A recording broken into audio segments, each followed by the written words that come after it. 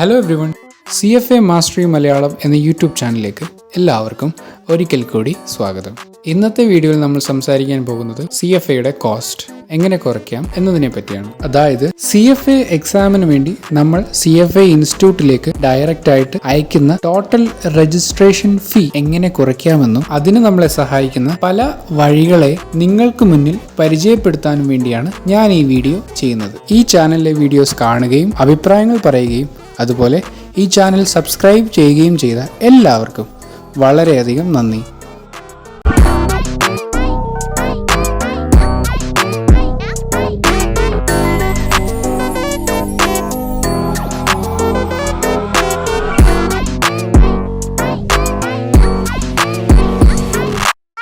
നമ്മൾ CFA എടുക്കണോ വേണ്ടയോ എന്ന് തീരുമാനിക്കുന്ന സാഹചര്യത്തിൽ നമ്മൾ CFAയിൽ കാണുന്ന ഒരു മെയിൻ നെഗറ്റീവാണ് എക്സാം എഴുതാൻ വേണ്ടി കൊടുക്കുന്ന ഫീസ്. കാരണം 2025 നവംബറിൽ CFA ലെവൽ 1 എഴുതാൻ ആഗ്രഹിക്കുന്ന ഒരു വ്യക്തി സ്റ്റാൻഡേർഡ് രജിസ്ട്രേഷൻ വഴിയാണെങ്കിൽ കൊടുക്കേണ്ട തുക എന്ന് പറയുന്നത് വൺ ടൈം എൻറോൾമെന്റ് ഫീ ആയിട്ട് $350 അതുപോലെ എക്സാം രജിസ്ട്രേഷൻ ഫീ ആയിട്ട് $1290 ആണ് കൊടുക്കേണ്ടത്. ടോട്ടൽ $1640. അതിന്റെ കൂടെ ഇന്ത്യൻ ടാക്സ് നിയമം അനുസരിച്ച് 18% GST കൂടെ നമ്മൾ കൊടുക്കേണ്ടതായിട്ടുണ്ട്. ഇനിയും നിങ്ങൾ 2026 എക്സാം എഴുതാൻ ആഗ്രഹിക്കുന്നതെങ്കിൽ നിങ്ങളുടെ എക്സാം രജിസ്ട്രേഷൻ ഫീ $1290 നിന്ന് $1490 കൂടുന്നുണ്ട്. എന്നാൽ ഒരു നല്ല കാര്യം എന്താണെന്ന് വെച്ചാൽ 2026 മുതൽ വൺ ടൈം എൻറോൾമെന്റ് ഫീ CFA ഇൻസ്റ്റിറ്റ്യൂട്ട് നിർത്തലാക്കിയിരിക്കുകയാണ് എന്നാണ് അറിയാൻ കഴിഞ്ഞത്. അതുകൊണ്ട് ടോട്ടൽ കോസ്റ്റ് നിങ്ങൾ കൊടുക്കേണ്ടത് $1490 ആണ്. ഇതിലൂടെ $150 ആണ് നിങ്ങൾ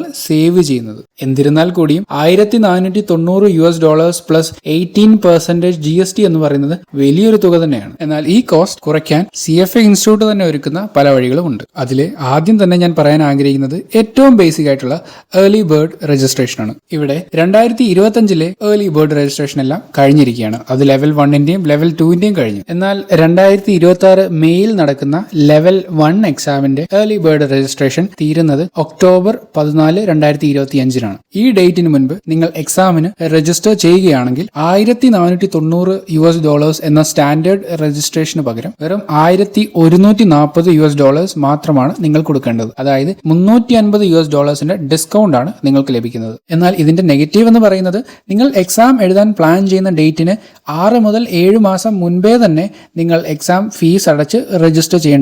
കാരണം 2026 മെയിൽ എഴുതുന്ന എക്സാമിന് ഏർലി രജിസ്ട്രേഷൻ എൻഡ് ചെയ്യുന്നത് 2025 ഒക്ടോബർ 14 എന്നാൽ ഈ സെയിം എക്സാമിന് സ്റ്റാൻഡേർഡ് രജിസ്ട്രേഷൻ എൻഡ് ചെയ്യുന്നത് 2026 ഫെബ്രുവരി 12 അതുകൊണ്ട് തന്നെ 7 മാസത്തിന് ശേഷം നിങ്ങൾ എക്സാം എഴുതും എന്ന് ഉറപ്പുള്ള വ്യക്തിയാണെങ്കിൽ ഏർലി രജിസ്ട്രേഷൻ ആണ് നിങ്ങൾക്ക് എന്തുകൊണ്ടും നല്ലത്. ഇനി നമുക്ക് CFA പ്രൊവൈഡ് ചെയ്യുന്ന സ്കോളർഷിപ്സിനെ പറ്റി സംസാരിക്കാം. CFAയുടെ സ്കോളർഷിപ്സ് ഏർലി ബേർഡ് രജിസ്ട്രേഷൻ പോലെ അത്ര സിമ്പിളും ഈസിയുമല്ല. ഇവിടെ കുറച്ചുകൂടി പ്രോസസ് ചെയ്യാനുണ്ട്. അതുകൊണ്ട് കൂടി തന്നെ ഏർലി ബേർഡ് രജിസ്ട്രേഷൻ വഴി നമ്മളുടെ ടോട്ടൽ കോസ്റ്റ് ഉണ്ടാകുന്ന കുറവിനേക്കാൾ എത്രയോ കൂടുതലാണ് CFAയുടെ സ്കോളർഷിപ്പ് വഴി നമ്മൾ ടോട്ടൽ കോസ്റ്റിൽ ഉണ്ടാക്കുന്ന കുറവ്. CFA ഇൻസ്റ്റിറ്റ്യൂട്ട് നേരത്തെ 5 സ്കോളർഷിപ്സ് CFA ആസ്പിറൻസിന് വേണ്ടി പ്രൊവൈഡ് ചെയ്യുന്നുണ്ടായിരുന്നു. Access scholarship, student scholarship, professor scholarship, regulator scholarship and women's scholarship. എന്നാൽ ഇപ്പോൾ റെഗുലേറ്റർ സ്കോളർഷിപ്പും വുമൻസ് സ്കോളർഷിപ്പും അവർ നിർത്തിയിരിക്കുകയാണ്. ബാക്കി 3 സ്കോളർഷിപ്പും അവരിപ്പോൾ ഒഫീഷ്യലി CFA ആസ്പിറൻസിന് വേണ്ടി പ്രൊവൈഡ് ചെയ്യുന്നുണ്ട്. ഈ 3 സ്കോളർഷിപ്പും 3 ഡിഫറെന്റ് കോഴ്സിന് വേണ്ടിയാണ് നമുക്ക് അവൈലബിൾ ആക്കിയിരിക്കുന്നത്. അതുകൊണ്ട് ഈ 3 സ്കോളർഷിപ്പും നമുക്ക് പരിചയപ്പെടാം. ഫസ്റ്റ് നമുക്ക് ആക്സസ് സ്കോളർഷിപ്പിനെ പറ്റി സംസാരിക്കാം. ഈ സ്കോളർഷിപ്പിലൂടെ CFA ഇൻസ്റ്റിറ്റ്യൂട്ട് ഉദ്ദേശിക്കുന്നത് CFA പ്രോഗ്രാമിന്റെ ടോട്ടൽ കോസ്റ്റ് പേ ചെയ്യാനും അഫോർഡ് ചെയ്യാനും കഴിയാത്ത ആളുകൾക്കും എക്സാം എഴുതാൻ അവസരം കൊടുക്കുക എന്നതാണ്. ഈ ആക്സസ് സ്കോളർഷിപ്പ് നിങ്ങൾക്ക് കിട്ടുകയാണെങ്കിൽ $1490 ആയ നിങ്ങളുടെ സ്റ്റാൻഡേർഡ് രജിസ്ട്രേഷൻ ഫീ വെറും $400 മാറും. ഈ സ്കോളർഷിപ്പ് കിട്ടാനുള്ള എലിജിബിലിറ്റി എന്ന് പറയുന്നത് ഒന്നാമത്തേത് CFA പ്രോഗ്രാമിന്റെ എൻറോൾമെന്റ് ക്രൈറ്റീരിയ മീറ്റ് ചെയ്യണം എന്നതാണ്. ഈ എൻറോൾമെന്റ് ക്രൈറ്റീരിയ എന്ന് പറയുന്നത് നമ്മൾ വളരെ ബേസിക് ആയിട്ട് പറഞ്ഞിട്ടുള്ള CFA എക്സാം എഴുതാൻ ഉള്ള യോഗ്യത. നമ്മൾ നേരത്തെ വീഡിയോയിലും വളരെ ഡീറ്റെയിൽഡ് ആയിട്ട് തന്നെ നമ്മൾ പറഞ്ഞിട്ടുള്ളതാണ്. ആ കാര്യമാണ് ഇവർ ആദ്യം തന്നെ പറയുന്നത്. രണ്ടാമത്, നിങ്ങൾ ഒരു എക്സാമിന് രജിസ്റ്റർ ചെയ്തിട്ടിരിക്കുകയാണെങ്കിൽ നിങ്ങൾക്ക് ഇനിയും സ്കോളർഷിപ്പിന് അപ്ലൈ ചെയ്യാൻ കഴിയുകയില്ല. അതുപോലെ നിങ്ങളൊരു എക്സാമിന്റെ റിസൾട്ട് വെയിറ്റ് ചെയ്തിരിക്കുകയാണെങ്കിലും നിങ്ങൾക്ക് സ്കോളർഷിപ്പിന് എലിജിബിൾ അല്ല. നിങ്ങളുടെ എംപ്ലോയർ നിങ്ങളുടെ CFA എക്സാം കോസ്റ്റ് സ്പോൺസർ ചെയ്യുകയോ റീഇംബേഴ്സ് ചെയ്യുകയോ ചെയ്യുന്നുണ്ടെങ്കിൽ നിങ്ങൾ CFA ആക്സസ് സ്കോളർഷിപ്പിന് എലിജിബിൾ ആയിരിക്കില്ല. അതുപോലെ CFAയുടെ സ്കോളർഷിപ്പ് നിയമങ്ങൾ തെറ്റുകയാണെങ്കിൽ നിങ്ങൾ എലിജിബിൾ ആയിരിക്കുന്നതല്ല. ഇവിടെ CFA സ്കോളർഷിപ്പ് റൂൾസ് എന്താണെന്ന് CFA ഇൻസ്റ്റിറ്റ്യൂട്ട് തന്നെ വളരെ ഡീറ്റെയിൽഡ് ആയിട്ട് പറയുന്നുണ്ട്. ഉദാഹരണം പറയുകയാണെങ്കിൽ, നിങ്ങൾ സ്കോളർഷിപ്പിന് അപ്ലൈ ചെയ്യുമ്പോൾ തെറ്റായ വിവരങ്ങൾ കൊടുക്കുന്നതും ഈ നിയമത്തിന് എതിരാണ്.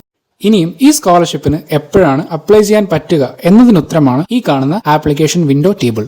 ഈ ടേബിളിൽ 2026 നടക്കുന്ന CFAയുടെ എക്സാംസ്, അതായത് ലെവൽ 1ഉം ലെവൽ 2ഉം ലെവൽ 3ഉം ഉൾപ്പെടെയുള്ള എക്സാംസ്, അതിന്റെ സ്കോളർഷിപ്പിന് എപ്പോഴാണ് അപ്ലൈ ചെയ്യേണ്ടത് എന്നാണ് ഈ ടേബിളിലൂടെ നമുക്ക് അറിയാൻ കഴിയുന്നത്. ഈ ടേബിൾ എങ്ങനെയാണ് മനസ്സിലാക്കേണ്ടത് എന്ന് ഞാൻ പറഞ്ഞുതരാം. നിങ്ങൾ മെയ് 2026 ലെവൽ 1ഓ ലെവൽ 2ഓ എക്സാം എഴുതാൻ പ്ലാൻ ചെയ്യുന്നതെങ്കിൽ നിങ്ങൾക്ക് CFAയുടെ ആക്സസ് സ്കോളർഷിപ്പ് അപ്ലൈ ചെയ്യാനുള്ള സമയം എന്ന് പറയുന്നത് ഓഗസ്റ്റ് 12, 2025 മുതൽ സെപ്റ്റംബർ 1, 2025 വരെയാണ്. ഈ ആപ്ലിക്കേഷന്റെ റിസൾട്ട് വരുന്നത് സെപ്റ്റംബർ 30, 2025 ഇനിയും എങ്ങനെയാണ് ഈ സ്കോളർഷിപ്പിന് അപ്ലൈ ചെയ്യേണ്ടത് എന്ന് വെച്ചാൽ, അതാത് എക്സാമിന്റെ സ്കോളർഷിപ്പ് വിൻഡോ ഓപ്പൺ ആയി കഴിഞ്ഞാൽ നിങ്ങൾ നേരെ CFA ഇൻസ്റ്റിറ്റ്യൂട്ടിന്റെ ഒഫീഷ്യൽ വെബ്സൈറ്റിൽ ചെല്ലുക.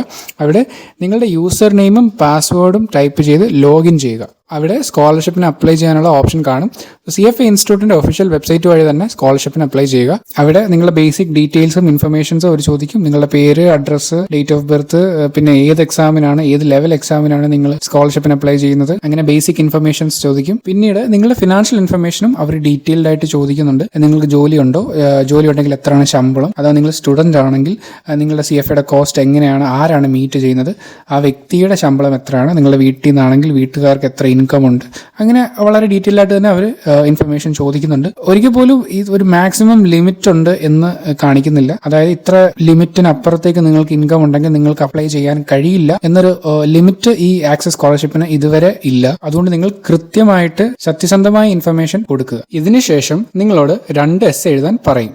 ആ 2 എസ്സേയും വളരെയധികം ഇമ്പോർട്ടന്റ് ആണ്. കാരണം നിങ്ങൾക്ക് ഈ സ്കോളർഷിപ്പ് കൊടുക്കണോ വേണ്ടയോ എന്ന് തീരുമാനിക്കുന്നതിൽ വലിയൊരു പങ്ക് വഹിക്കുന്നതും ഈ 2 എസ്സേസ് ആണ്. ഫസ്റ്റ് എസ്സേയിൽ അവർ ചോദിക്കുന്നത് സ്കോളർഷിപ്പ് നേടാൻ നിങ്ങളെ പ്രേരിപ്പിച്ച ഘടകം എന്താണ് എന്നതാണ്. എന്നാൽ നിങ്ങൾ ഈ എസ്സേ എഴുതുമ്പോൾ CFA ഇൻസ്റ്റിറ്റ്യൂട്ട് എന്തുകൊണ്ടാണ് നിങ്ങൾക്ക് ഈ സ്കോളർഷിപ്പ് തരേണ്ടത് എന്നതിനെ പറ്റി കൂടുതൽ ശ്രദ്ധ കൊടുക്കണം. ഇവിടെ നിങ്ങളുടെ ഫിനാൻഷ്യൽ കണ്ടീഷൻ അഥവാ സാമ്പത്തിക സ്ഥിതിയെ പറ്റി എഴുതാവുന്നതാണ്. അതിലൂടെ CFAയുടെ കോസ്റ്റ് തങ്ങൾക്ക് അടയ്ക്കാൻ കഴിയാത്ത സാഹചര്യമാണെന്ന് ചൂണ്ടിക്കാണിക്കാവുന്നതാണ്. അതുപോലെ തന്നെ CFA എഴുതാനുള്ള നിങ്ങളുടെ അർഹതയെ പറ്റി വളരെ ഇമ്പോർട്ടന്റ് ആയിട്ട് തന്നെ നിങ്ങൾ പറയേണ്ടതുണ്ട്. പ്രത്യേകിച്ച് നിങ്ങളുടെ പാസ്റ്റ് അക്കാഡമിക് റെക്കോർഡ്സോ അല്ലെങ്കിൽ നിങ്ങളുടെ ജോലി സംബന്ധമായി നിങ്ങൾക്ക് കിട്ടിയ വലിയ അച്ചീവ്മെന്റ്സോ ഒക്കെ ഇവിടെ എക്സ്പ്ലെയിൻ ചെയ്യാവുന്നതാണ്. ഉദാഹരണത്തിന് നിങ്ങൾക്ക് 10ലും +2ലും ഡിഗ്രിക്കും ഒക്കെ നല്ല മാർക്ക് കിട്ടിയിട്ടുണ്ടെങ്കിൽ അതൊക്കെ ഇവിടെ പറയാവുന്നതാണ്.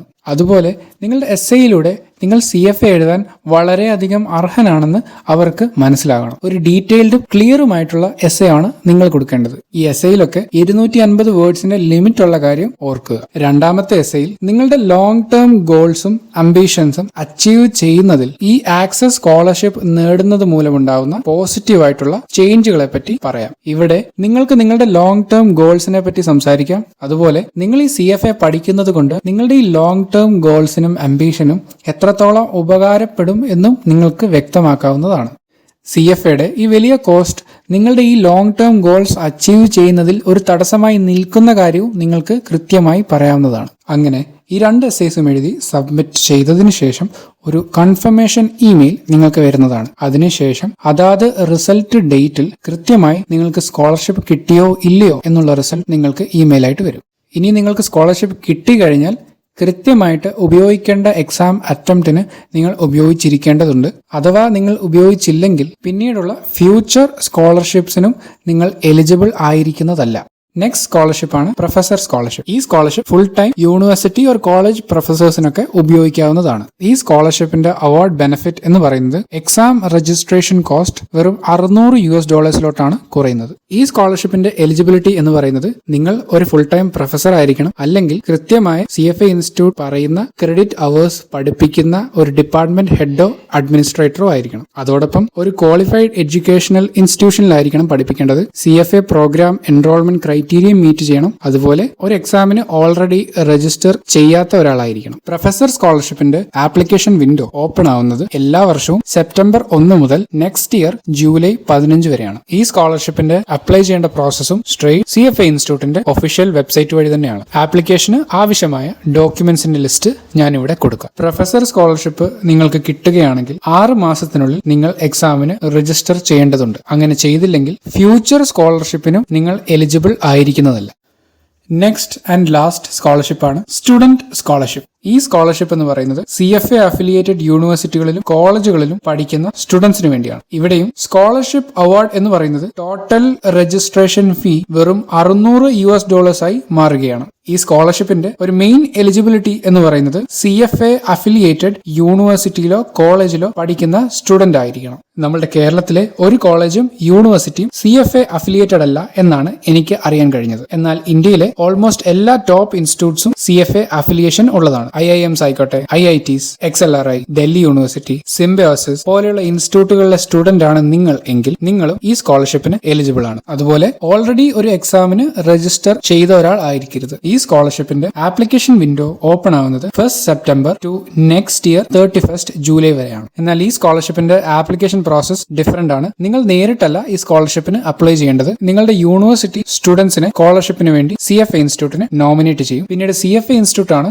ലിസ്റ്റ് റിവ്യൂ ചെയ്യുകയും യൂണിവേഴ്സിറ്റി റെക്കമെൻഡേഷൻ അനുസരിച്ച് സ്കോളർഷിപ്പ് കൊടുക്കുകയും ചെയ്യുന്നത്. നേരത്തെ പോലെ ഈ സ്കോളർഷിപ്പ് കിട്ടിക്കഴിഞ്ഞാലും നിങ്ങൾ 6 മാസത്തിനുള്ളിൽ എക്സാമിന് രജിസ്റ്റർ ചെയ്യേണ്ടതുണ്ട്. അങ്ങനെ ചെയ്തില്ല എങ്കിൽ ഫ്യൂച്ചർ സ്കോളർഷിപ്പ് കിട്ടാനുള്ള നിങ്ങളുടെ എലിജിബിലിറ്റിയും പോകുന്നതായിരിക്കും. CFAയുടെ കോസ്റ്റ് കുറയ്ക്കുന്നതിനുള്ള മൂന്നാമത്തെ ഓപ്ഷനായിട്ട് ഞാൻ പറയുന്നത് എംപ്ലോയർ സ്പോൺസർഷിപ്പാണ്. ഇന്ത്യയിലെ പല ടോപ്പ് ഫിനാൻഷ്യൽ ഇൻസ്റ്റിറ്റ്യൂഷൻസും അവരുടെ equity research, portfolio management, financial analysis, investment banking എന്നീ ടോപ്പ് ഫിനാൻഷ്യൽ റോൾസിൽ വർക്ക് ചെയ്യുന്ന എംപ്ലോയീസിന് CFA സർട്ടിഫിക്കേഷൻ എടുക്കാൻ എൻകറേജ് ചെയ്യുകയും അവരെ സ്പോൺസർ ചെയ്യുന്നുണ്ട് എന്നുള്ളത് ഒരു യാഥാർത്ഥ്യമാണ്. ഇതിനെ സംബന്ധിച്ചുള്ള ഒരു റിയൽ ലൈഫ് എക്സാമ്പിൾ തന്നെ എന്റെ തൊട്ട് മുൻപുള്ള വീഡിയോയിൽ വളരെ ഡീറ്റെയിൽഡ് ആയിട്ട് ഞാൻ പറഞ്ഞിട്ടുണ്ട്.